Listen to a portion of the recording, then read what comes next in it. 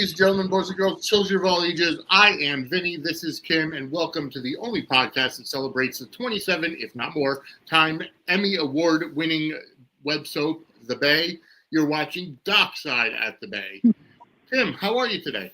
Doing just fine, Vinny. Doing just fine. This episode was a lot, though. This was a roller coaster of an episode, so I'm excited to dive in and start chatting on it.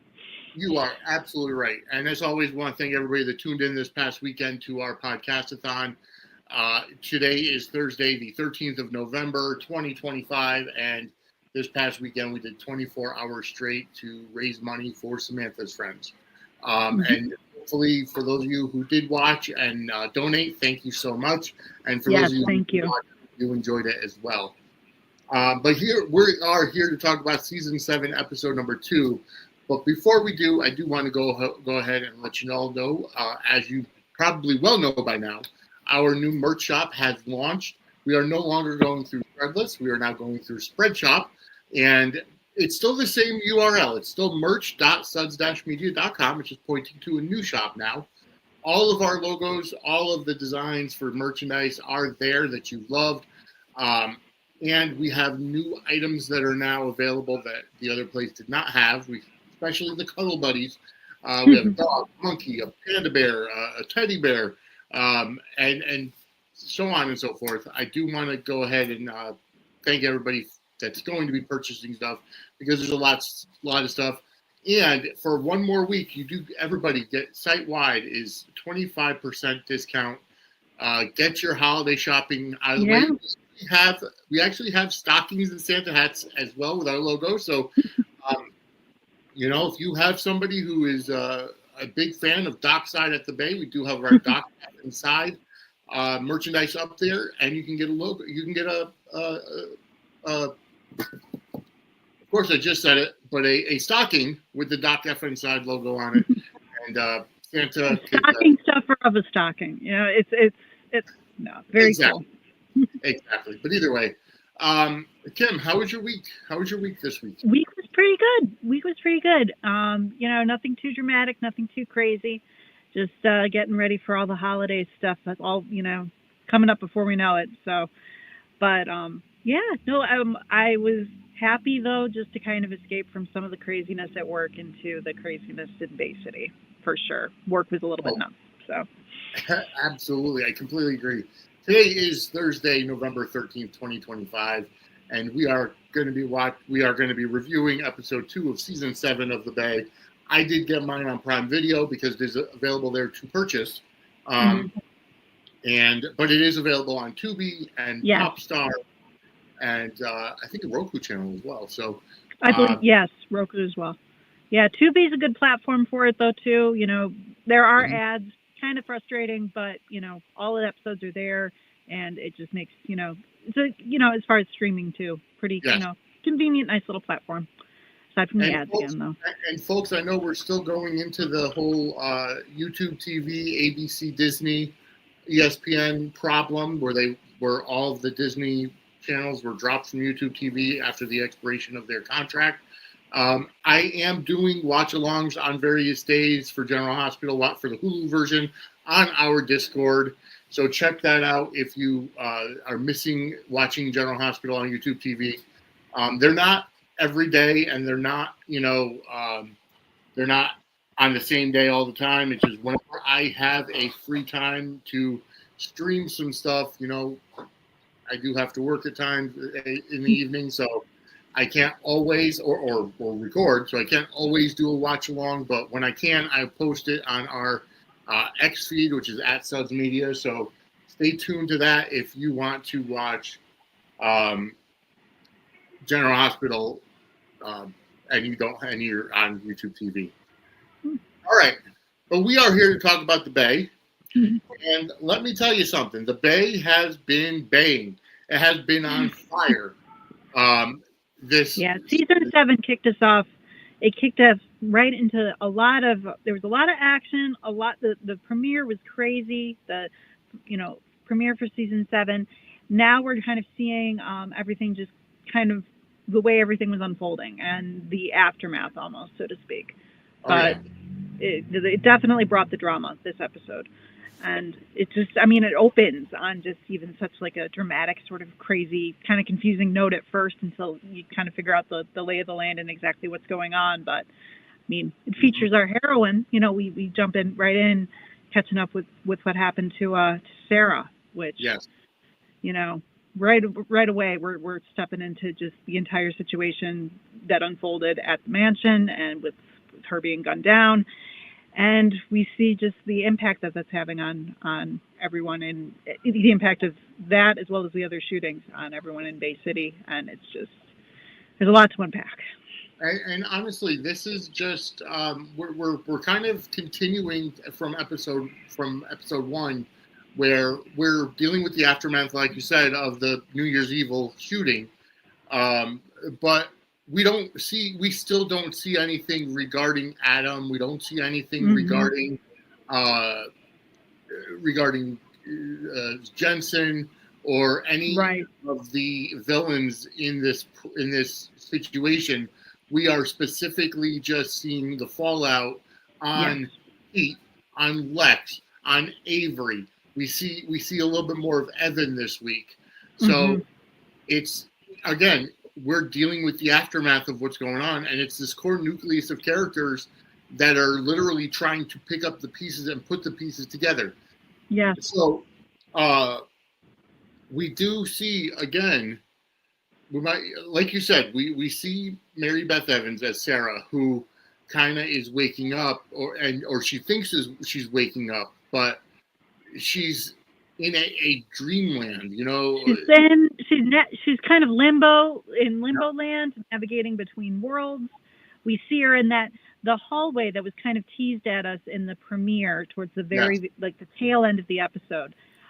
We see that hallway. We realize that it looks like a hospital hallway, but we see her, you know, in the same wardrobe she had on when she had been shot, and we just end up cutting into her just kind of wandering a little bit confused, but we do see someone there, familiar sort of face, long blonde hair was the giveaway. Yes. And it wasn't it wasn't Martha Madison who unfortunately portrayed the character of Marley back in the beginning years of the Bay. Yes. But it was an actress named Sierra Hanna, who a very striking resemblance to Martha Madison. Oh, absolutely.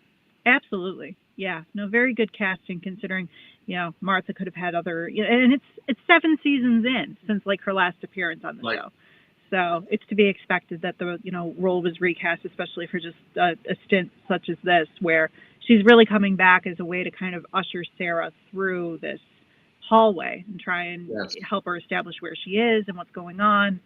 But it was really touching and sweet just seeing, Sarah's reaction to seeing her now, her dead daughter, just believing that she's alive, just running up, hugging her. I don't want to let you go. It brought back all the Marley feels. And I have to give Mary Beth Evans credit because I always give her credit. Well, yeah, but I mean, the way that she's obviously done these kinds of scenes before, especially on days like probably around the same time frame that she was filming this in Limbo. Yeah, Kayla was going through some stuff around this time. Kayla was going through the same thing with Marlena and Kate on days where they thought they were dead in heaven, and they had seen, they thought that trope was in full swing on both soaps. A lot of that going on. Again, heavenly sort of places as well, like kind of in between worlds. Your family thinks you're dead. You think you're possibly in a coma somewhere. Yeah, a lot of overlap.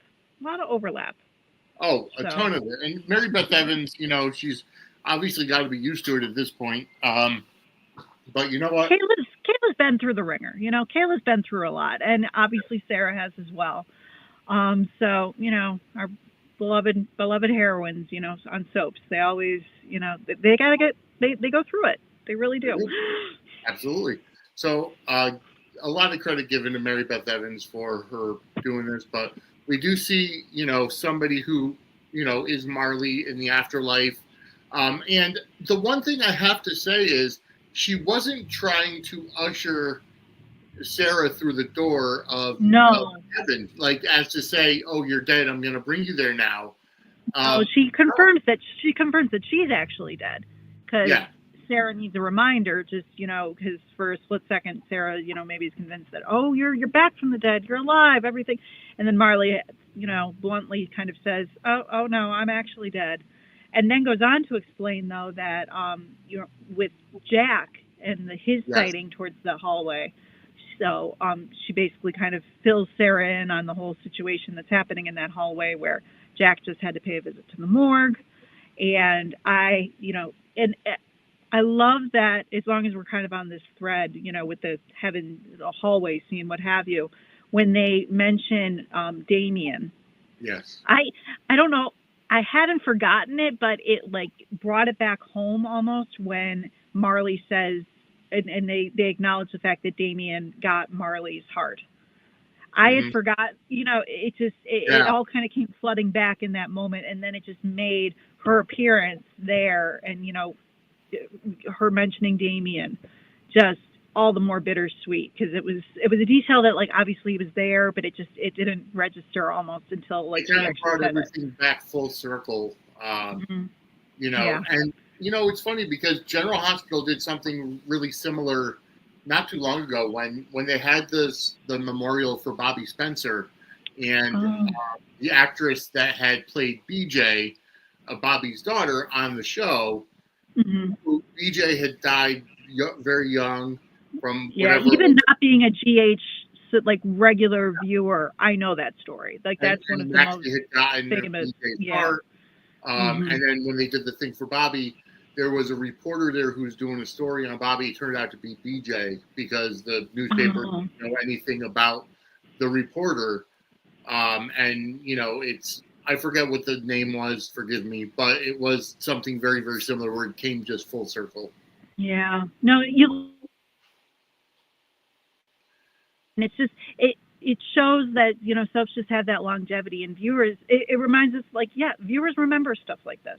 Yes. For the most part. Sometimes it takes a refresh watch to have it come back to you. But to be fair, fans remember a lot more than the stars do, and even the people in charge, the writers, even though they remember. Yeah. No, soap fans do have long memories.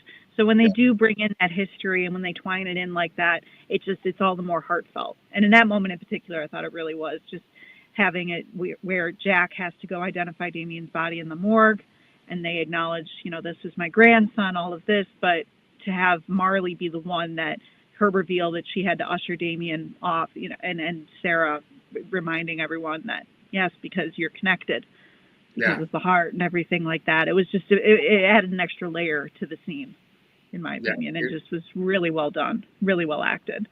It really, truly did. Now, okay, wait a minute. We've teased it for quite a bit that we've had to do this family tree for the Garrett for the Garrett family. Now, when we last, Avery and Damian were dating, right? Yes. So, but okay, they're cousins. I think it's a kissing cousin situation, but technically, yes, they are, because Damian is John Blackwell's son, and Avery is Sarah's niece, Sarah's brother's child. Yes. So, and they're, cousins, maybe maybe there's a once removed in there, or it's a second cousin layer or something like that, but there is relation there. Yeah, there is a somewhat of a relation there, because John and Sarah are brother and sister. Yes. Half brother and sister, if I'm not mistaken. So there's something. There's something there. And not for nothing, but if we want to talk days overlap, right now we have Stephanie dating Alex Kyriakis, who is technically raised by Adrian, who is Steve's sister. So people, say to a degree, they're not. Yeah, but the cousin territory is just funny to see it now. And now that you pointed out with the Bay, my goodness, lot of overlap happening here. I mean, and even with GH, they almost did the Sasha and Cody thing, and then they turned out to be first cousins. So they didn't. I think that they kissed, but they didn't do anything else. But I guess I mean, in that kind of a territory, I guess from what I heard, was it Loving or Guiding Light or The City? One of those older soaps actually did a cousins dating and falling in love story. Really? Yeah, I think that, Okay. yeah, I remember, I know we had talked about it on Suds News last year. Check the archives, folks. Angela had filled me in. I think it was Guiding Light. Now that's getting me curious. Now I got to check. It wasn't a character on Guiding Light Tammy by chance, was it? Possibly. Because even I've heard of that. I remember, just seeing it. Guiding Light I watched here and there. It wasn't one of my mainstay soaps as a kid, but here and there I do. And the actress who played her went on to be on All My Children, and she was one of my faves. So. Okay, so it was 2004. Yes, it was JB and Tammy. Yeah. Played by Stephanie Gatchett, I believe was her name. Yes, Stephanie Gatchett, and yes. Sometimes I feel like they just, it's interesting that they just leaned in, because I feel like sometimes with the familial sort of connections, like Stephanie and Alex, they don't really acknowledge on Days that the two of them were it's never really come up that he was raised by Steve's sister, essentially. Guiding Light. That's what it was. Guiding Light. So it's just one of those, they either lean in or they just kind of hope that the audience just kind of disconnects from it because there's chemistry between the actors. Let's just run with it and kind of forget that history. And that's kind of the strategy that Days has adopted with this. And they didn't really bring it into the play, obviously, with the Bay either, having it with Damian and with Avery. There is that connection there, but it's never really come up. I mean, to be fair, they've always been not a secondary couple, but they're not top of the heap like a Vivian and Pete or Sarah and Lex or something like that. So, but it is interesting. It is interesting that they kind of crossed into it. But I will say those two actors did have a lovely chemistry, and Avery's reaction in the aftermath of Damian's death, especially when she tells Evan, was just gut-wrenching to watch. I mean, that was just very, very sad. Because all the characters are still finding out other people that were affected, because when Avery comes in to talk to Evan, and he's first Evan, I gotta give him credit, man. He tries to just leave. He's like, you know what? Find myself out. I'm a big boy. I can handle this. He's Mr. Tough Guy. And then as soon as he sits up, he's just immediately like, nope, can't do it. Can't do it. And he fights him on the pain medicine too, and even ends up knocking the cup away because he just refuses. But yeah, no, he's trying to be all Mr. Tough Guy. Well, yeah, it's a little difficult when you just got shot in the shoulder, bud. Oh yeah, no, and I have to say, Brandon Beamer is fantastic, and I like him better as Evan the Bay than I do as his Days character. The writing serves him so much better on the Bay. I feel like he gets so underutilized on Days. Sean, right? Yeah, Sean. And yeah, I just feel like aside from the arc recently with Bo, when he had a little chance to kind of show his stuff there, but I feel like he just gets very underutilized on Days, and he's a very talented actor. So I love seeing his character on the Bay. I just love that he gets that extra, the layers, the depth. You feel this character's pain. Whereas, Sean is a legacy character on Days, and I love the guy, but it's just the writing is underserving the character at this point for him. Yeah, I haven't watched Days in a couple of years, so I can't really attest to the stories right now. But I just feel like he gets more of a chance to show his acting chops, show his stuff, show that he's just. I mean, when he finds out about Damian, he's just all go go go. I got to get out of here, and immediately he also thinks that Tamara is injured. Well, that's he's immediately concerned about her too. For good reason, because of everything that's happened. But Yeah, and Yeah. that's what I was going to say is that they're still trying to piece together who, and finding out information of who were affected. Because when Yeah. Avery comes in, Evan's immediately like, well, is it Tamara? Do you have any news on Tamara? And they're like, and she's like, wait a minute, Tamara? Yeah. And he says, No, everyone, they're all still in a state of, because it's still the same night. It's still the same day. Yeah. When they cut to Zoe, poor Zoe standing there in like her fancy dress, hugging Lex in his bloodstained shirt. I mean, this is all just hours after everything has happened. So it's still same day, and they're just grappling with it and taking the news as it comes because they're all just still, processing everything that's gone down. And can I just say that the actress, who is it that plays Zoe? I don't know off the top of my head. I'm blanking on her name at the present moment. I'll have to wiki it. My apologies. No, it's okay, but she is a very beautiful woman. Oh, she's gorgeous. Even like, but you can tell like passage of time. Like she's, if you look at like season 1 versus but she still looks exactly it. She's gorgeous, but that character has been through a lot, and you can see it. And her acting in those scenes with even with Lex, when she's just trying to, even in the previous episode when she's the one driving the car and trying to tell everyone to calm down, and she's just such a good actress, so talented, and just seeing like the devastation across her face. And just how tired and how grueling everything is. It's all there. Yeah. Taylor Stanley, she is such a gorgeous woman. I just, just the way that she comes in, she lights up the entire scene. Yes. No, I concur. And, and just we were talking a bit before we pressed record regarding the runtime, how it was a very quick episode.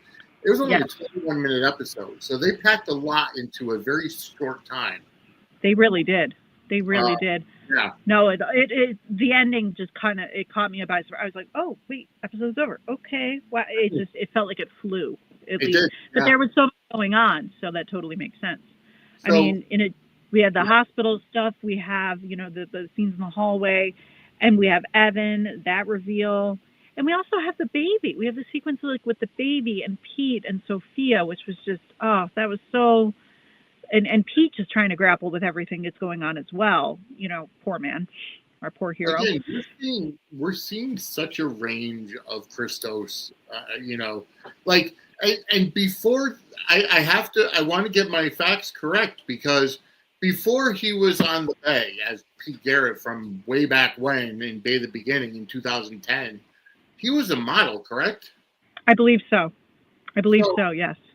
I give him a lot of credit because, he did a lot of, he's been fantastic in this role, and we've seen the evolution. Like, we've grown up with him, similar to, not the same as seeing, like, Kimberly McCullough as Robin Scorpio. Right.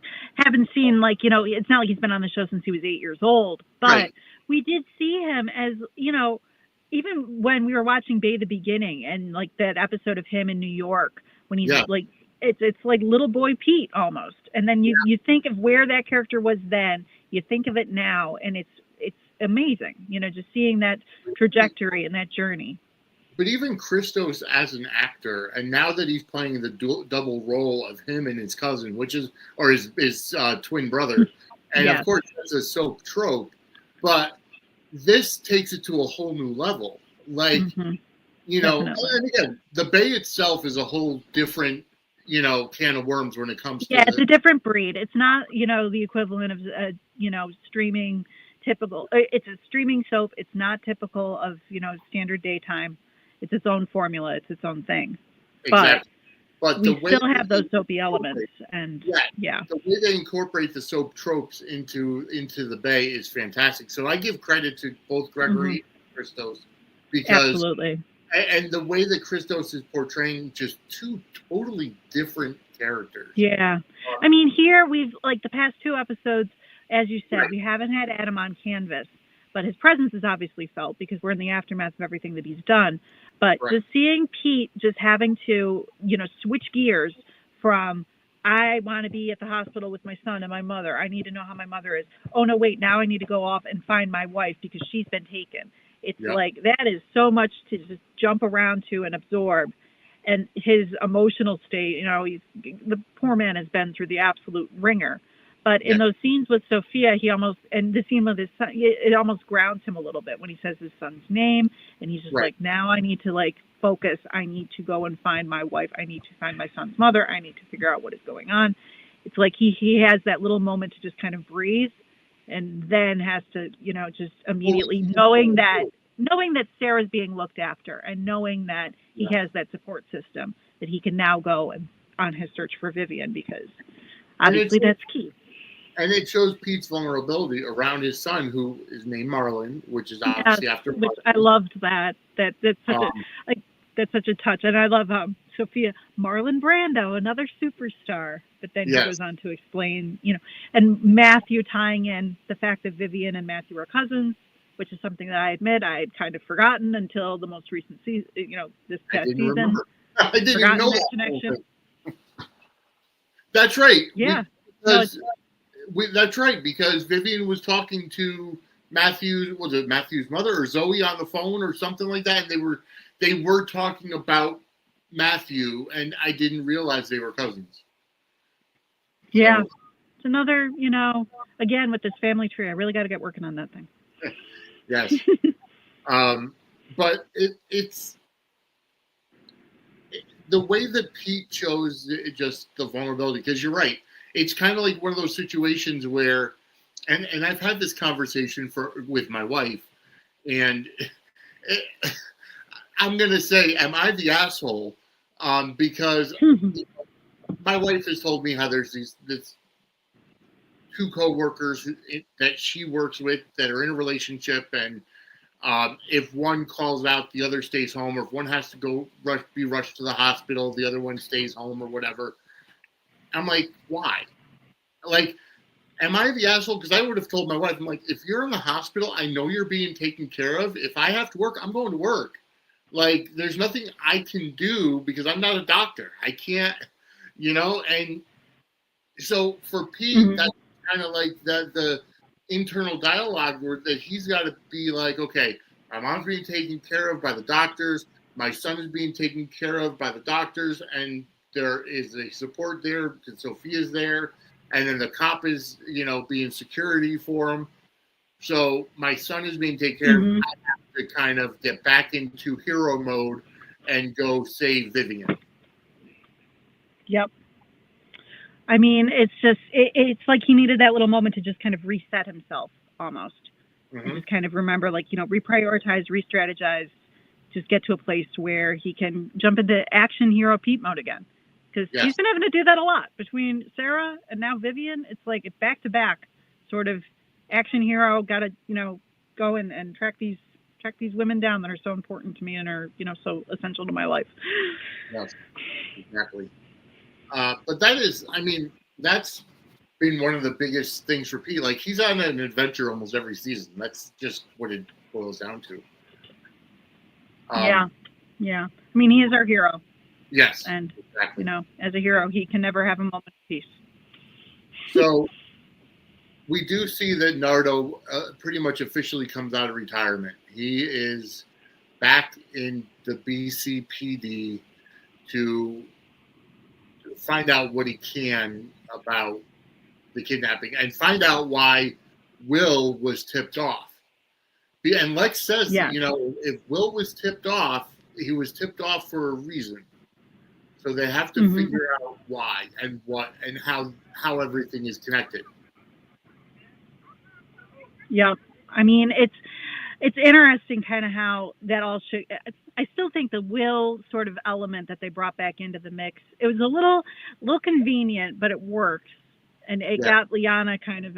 You know, it's an interesting kind of way that they chose to bring the character back into the fold with the whole tip situation and what have you, and connecting it with Jen. So.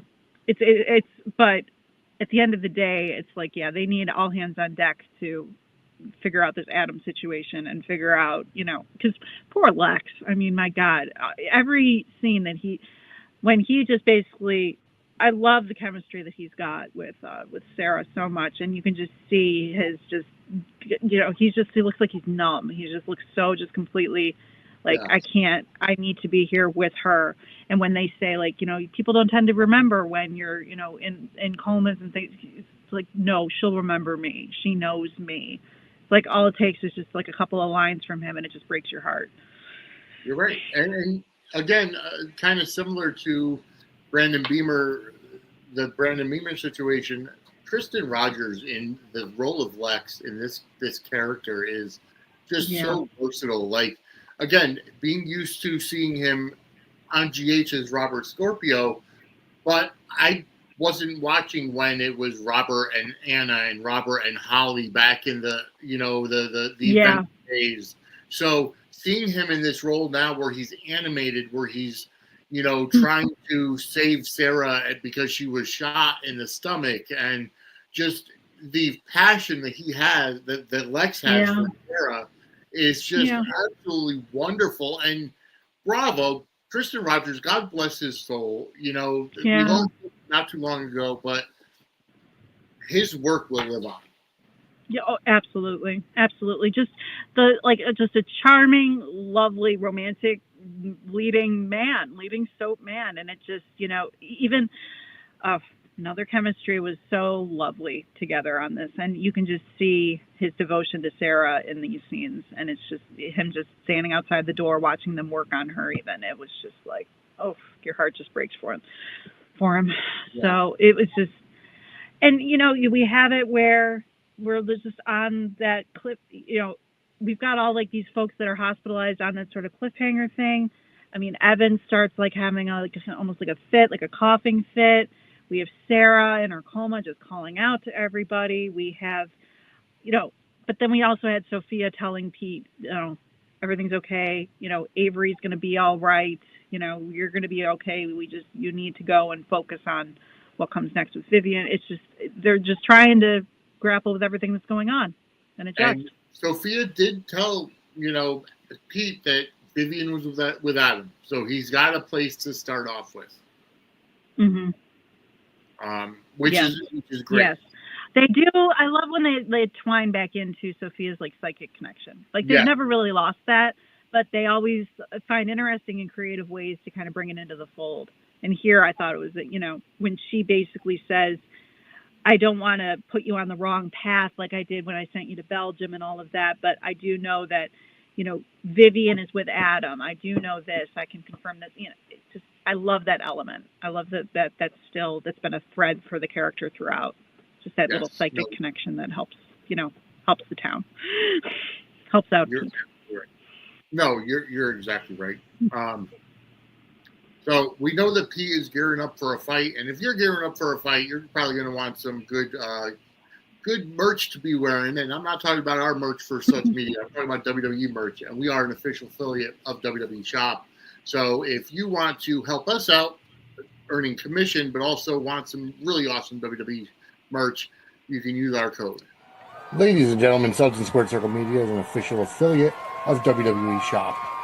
If you want to buy stuff for the new AAA Mega Champion and WWE Intercontinental Champion Dominic Mysterio, or the classic Stone Cold Steve Austin with his Austin 316 merchandise, or merch for Raw is War, SmackDown, or any other WWE show, just go to wrestlingmerch.suds-media.com or scan the QR code for our affiliate link. You can either go to wrestlingmerch.suds-media.com or scan the QR code on the screen, and you'll be taken to WWE Shop using our affiliate link. And anything you buy using our affiliate link, we earn commission. All right, so check that out, folks. If you're gearing up for a fight like Pete, we can probably get Pete some Shield gear from or NWO gear, even better. But either way, this has been a fantastic season thus far. We're only 2 episodes in. So we pretty much have covered just about everything in the episode. I think so too. Yeah. I'm just looking to see if there's any other kind of noteworthy standout. reverse that, switch that. I do they have yeah, been no, I'm just trying to make sure there isn't anything else that we forgot to cover, but I think we have. They have been lingering a bit on like one of the cops in the background as they're kind of discussing, the situation with Adam or the situation with Lex. They are kind of lingering as Lex is talking about, they're trying to figure out what happened and with Adam and with Jensen. And you always see kind of like one cop in the background, or they zoom in on him with it, kind of a stone face or whatever.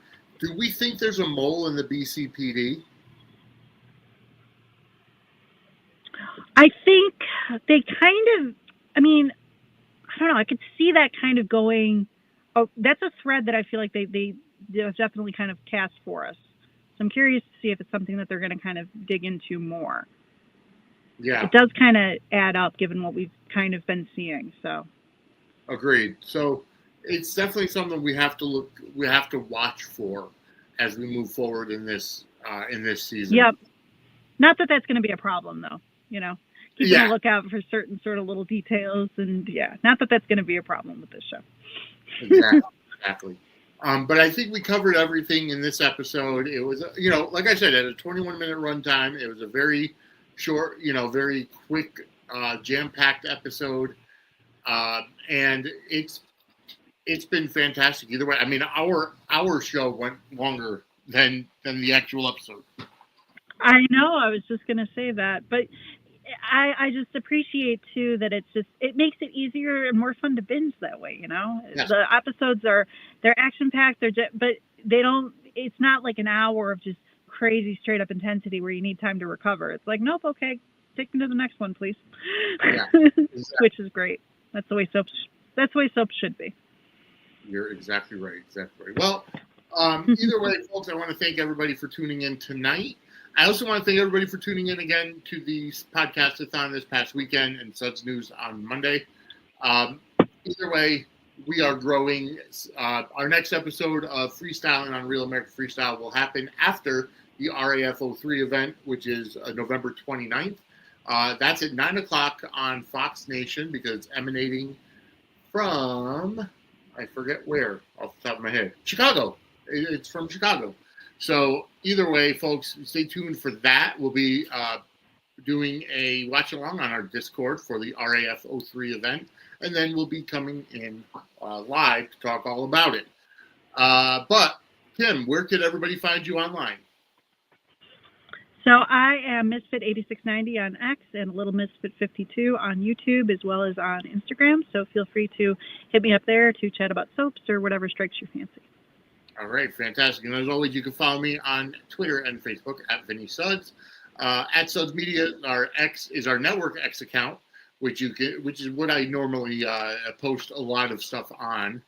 Also at Suds and Squared Circle Media for both Instagram and Threads. Our TikTok is at Suds_media. We're getting better with TikTok. Also, again, visit our new merch store, which is merch.suds-media.com. It takes you to our new spread shop store. So whatever you want, go ahead, and you could even customize, if you want a different logo somewhere on a different shirt or a different accessory, go ahead and customize it, which is absolutely fantastic for you to do. But either way, we will be back next Thursday to talk all about another episode of the multiple-time Emmy Award-winning web soap, The Bay. Again, you can catch The Bay on, let's kind of go from the top. Bay the Beginning is only available on Amazon Prime, or Prime Video, I should say. But The Bay itself, from seasons 1 to 6, is available on Peacock. Seasons 1 through 8 are available on Amazon, on Prime Video. 1 through 9, or 1 through 8 is on Tubi. 1 through 9 is on Popstar, and it's also running daily on Popstar as well. So there's a lot of places, and it's on Roku channel as well. I'm not sure what seasons or whatever, but either way, there's a lot of places to watch The Bay. So you have no reason not to quote unquote, or should I say, not to hashtag. Absolutely. There's plenty of places to find it and plenty of places to view it. So go on and do yourselves a favor and check it out. Yes. And so for Kim, I'm Vinny. We will see you next week as we go dockside at the Bay. Have a great night, everybody. Take care, everybody.